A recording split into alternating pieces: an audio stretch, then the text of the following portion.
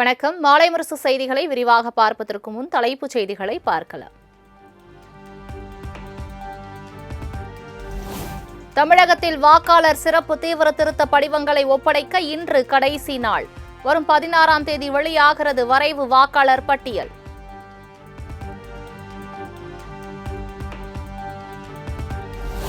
சட்டமன்ற தேர்தலையொட்டி என் வாக்குச்சாவடி வெற்றி வாக்குச்சாவடி பிரச்சார பரப்புரையை தொடங்கி வைத்தார் முதலமைச்சர் மு.க.ஸ்டாலின்.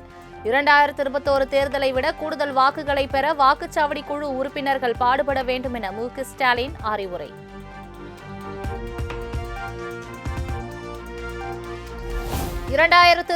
சட்டமன்ற தேர்தலில் அதிமுக தனி பெரும்பான்மையுடன் ஆட்சி அமைக்கும் என எடப்பாடி பழனிசாமி சூளுரை. அதிமுக 210 தொகுதிகளில் வெற்றி பெறுவதை எந்த கொம்பனாலும் தடுக்க முடியாது எனவும் ஆவேசம். ஆனால் அடுத்த ஆண்டு நடைபெறுகின்ற சட்டமன்ற பொதுத் தேர்தலில் அனைத்து இந்திய அண்ணா திராவிட முன்னேற்ற கழக தலைமையிலே அமைக்கப்படுகின்ற கூட்டணி பெரும்பான்மையான இடங்களிலே வெற்றி பெற்று அனைத்து இந்திய அண்ணா திராவிட முன்னேற்ற கழகம் தனி பெரும்பான்மையோடு ஆட்சி அமைக்கும். அப்பொழுது எந்த நிலையில் இருப்பீர்கள் என்று தெரியவில்லை.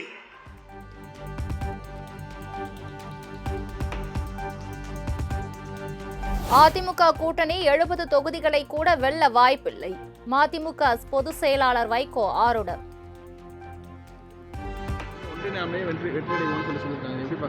70 தாண்ட மாட்டாங்க அவங்க.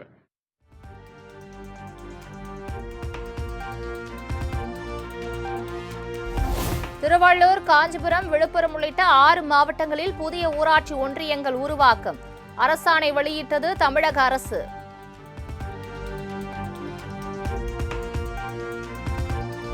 மகளிர் உரிமை தொகை திட்டத்தின் 2ஆம் கட்ட விரிவாக்கம் நாளை தொடக்கம். சென்னையில் முதலமைச்சர் மு.க.ஸ்டாலின் தொடங்கி வைக்கிறார்.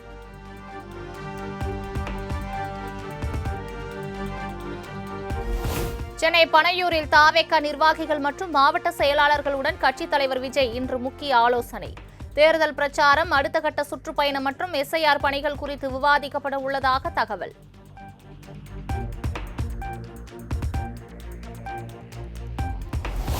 தமிழக பொறுப்பு டிஜிபி வெங்கட்ராமன் உடல் நலக்குறைவு காரணமாக விடுவிப்பு. ஊழல் தடுப்பு டிஜிபி அபய்குமார் சிங் டிஜிபி பொறுப்பை கூடுதலாக கவனிப்பார் என தமிழக அரசு அறிவிப்பு.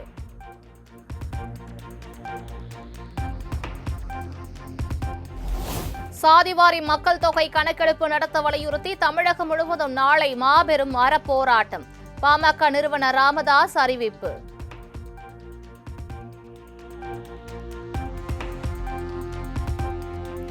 தன்னை டெபாசிட் இழக்க செய்ய நெல்லை தொகுதியில் போட்டியிட போகிறாரா செங்கோட்டையன்? பாஜக மாநில தலைவர் நயினார் நாகேந்திரன் கேள்வி. விஷயத்தை சொன்னேன். அவர் இன்றைக்கு ஒரு இயக்கத்தில் போய் சேர்ந்திருக்கிறார். அதை பற்றி நான் குறை சொல்ல முடியாது. அந்த இயக்கம் இன்னும் வளர்ந்து வரவில்லையே, எடுத்த உடனே நாளைக்கு ஆட்சியிலே வருவோம் அப்படின்னு சொன்னால் அது எந்த விதத்தில் நியாயம் என்று தான் நான் கேட்பேன். ஒருவேளை என்னை டெபாசிட் இழக்க செய்வதற்கு அவர் திருநெல்வேலியிலே வந்து அவர் போட்டியிட போகிறாரா என்பது எனக்கு தெரியவில்லை.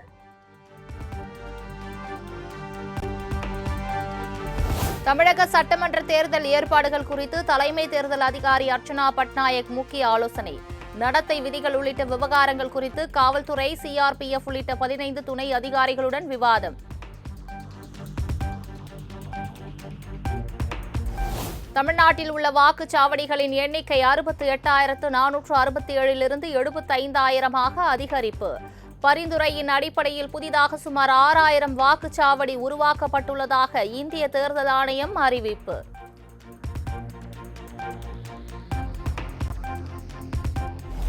தமிழகத்தில் மின்னணு வாக்குப்பதிவு இயந்திரங்கள் முதல்நிலை சரிபார்ப்பு பணி இன்று தொடக்கம். ஜனவரி மாதம் 24ஆம் தேதி வரை பணி நடைபெறவுள்ளதாக தகவல்.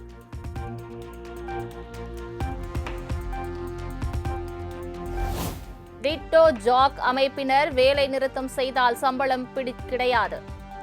தமிழக அரசின் தலைமை செயலாளர் முருகானந்தம் எச்சரிக்கை.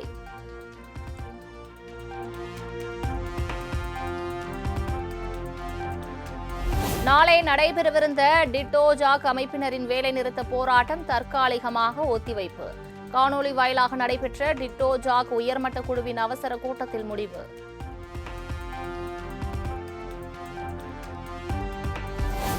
தமிழக அரசின் கூடுதல் தலைமை செயலாளர் சுப்ரியா சாகுவிற்கு ஐநா சபையின் உயரிய சுற்றுச்சூழல் விருதான சாம்பியன்ஸ் ஆஃப் எர்த் விருது. காலநிலை மாற்றத்தின் தீவிர விளைவுகளை மட்டுப்படுத்தும் நோக்கில் தமிழகத்தில் செயல்படுத்திய திட்டங்களுக்காக வழங்கி கௌரவிப்பு. தமிழ்நாட்டில் மணல் கொள்ளையை தடுக்க எடுக்கப்பட்ட நடவடிக்கைகள் குறித்து அறிக்கை தாக்கல் செய்ய வேண்டும். கனிமவள ஆணையருக்கு சென்னை உயர்நீதிமன்றம் உத்தரவு.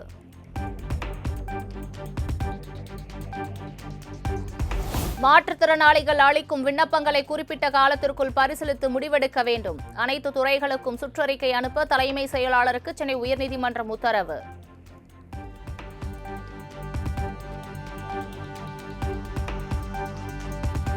எண்ணெய் நிறுவனங்களின் சொத்துக்களை சேதப்படுத்திய வழக்கில் PR பாண்டியனுக்கு 13 ஆண்டுகள் சிறை தண்டனை. தண்டனையை ரத்து செய்ய கோரி சென்னை உயர்நீதிமன்றத்தில் மேல்முறையீட்டு மனு தாக்கல்.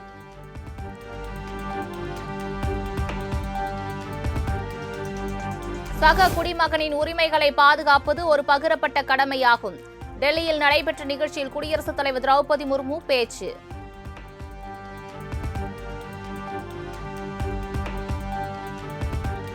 பிரதமர் மோடியுடன் தொலைபேசியில் பேசிய இஸ்ரேல் பிரதமர் நெதன்யாகு. காசா அமைதி திட்டத்தை முன்கூட்டியே செயல்படுத்த பிரதமர் மோடி ஆதரவு.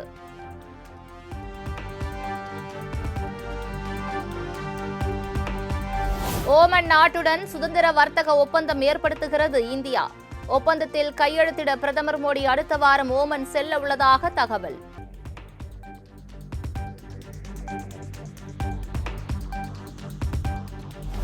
தேசிய ஜனநாயக கூட்டணி கட்சியின் எம்பிக்களுக்கு இன்று விருந்தளிக்கிறார் பிரதமர் நரேந்திர மோடி. கூட்டணியை வலுப்படுத்துவது மற்றும் சட்டமன்ற தேர்தலில் ஒருங்கிணைந்து செயல்படுவது குறித்து ஆலோசிக்க உள்ளதாக தகவல்.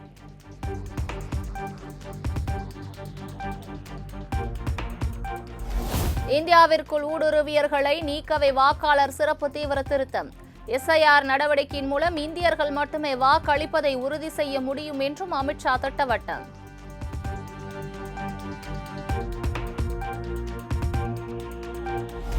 காங்கிரஸ் ஆட்சியில்தான் முதலாக SIR பணிகள் மேற்கொள்ளப்பட்டது.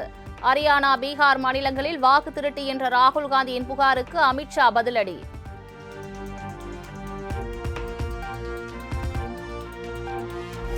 ஹரியானா மாநில வாக்கு திருட்டு குறித்து விவாதிக்க தயாரா? மக்களவையில் மத்திய உள்துறை அமைச்சர் அமித்ஷாவுக்கு ராகுல் காந்தி சவால்.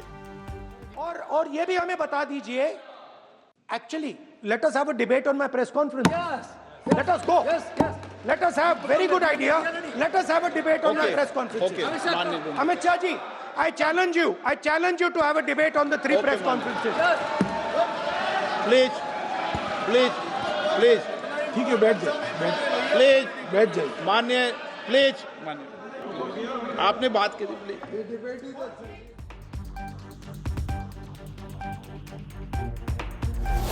SIR மற்றும் வாக்கு திருட்டு குறித்த உள்துறை அமைச்சர் அமித்ஷாவின் விளக்கத்திற்கு எதிர்ப்பு. மக்களவையிலிருந்து காங்கிரஸ் உள்ளிட்ட எதிர்க்கட்சிகள் வெளிநடப்பு.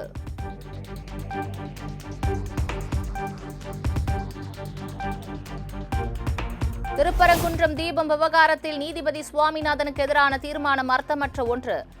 வாக்கு வங்கியை காப்பாற்றிக் கொள்ள திமுக உள்ளிட்ட எதிர்க்கட்சிகள் முயற்சிப்பதாக உள்துறை அமைச்சர் அமித்ஷா விமர்சனம்.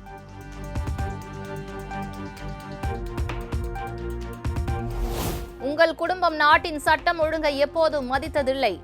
மக்களவையில் பிரியங்கா காந்தியை சாடிய பாஜக MP கங்கனா ரணாவத்.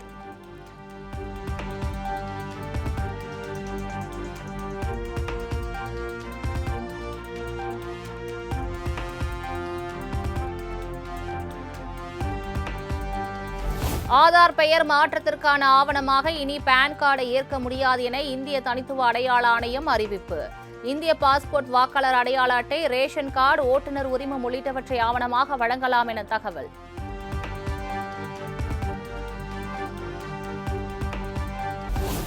பாதுகாப்பு அளிக்க அமெரிக்கா தயார் எனில் அடுத்த 90 நாட்களில் உக்ரைனில் தேர்தலை நடத்த தயார். போர் தொடர்ந்தாலும் தேர்தலை நடத்த வேண்டும் என ட்ரம்ப் வலியுறுத்திய நிலையில் உக்ரைன் அதிபர் ஜெலன்ஸ்கி பதில்.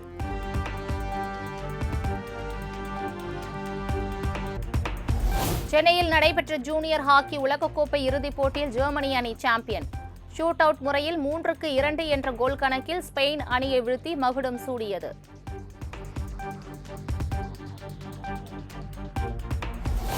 ஜூனியர் ஹாக்கி உலகக்கோப்பை போட்டியில் வெண்கல பதக்கம் வென்றது இந்திய ஆடவர் அணி. 3ஆம் இடத்திற்கு நடைபெற்ற போட்டியில் 4-2 என கோல் கணக்கில் அர்ஜென்டினாவை வீழ்த்தி அசத்தல்.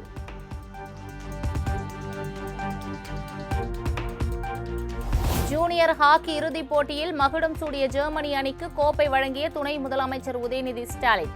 ஸ்பெயின் அணி வீரர்களுக்கு வெள்ளிப் பதக்கம், இந்திய அணி வீரர்களுக்கு வெண்கலப் பதக்கம் வழங்கி வாழ்த்து.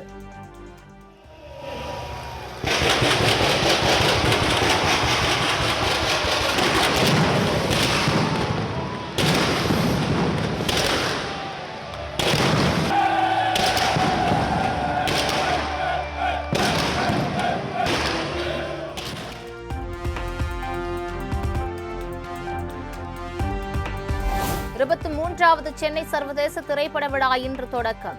வரும் 18ஆம் தேதி வரை நடைபெறும் விழாவில் 51 நாடுகளைச் சேர்ந்த 122 திரைப்படங்கள் திரையிடப்படுகிறது.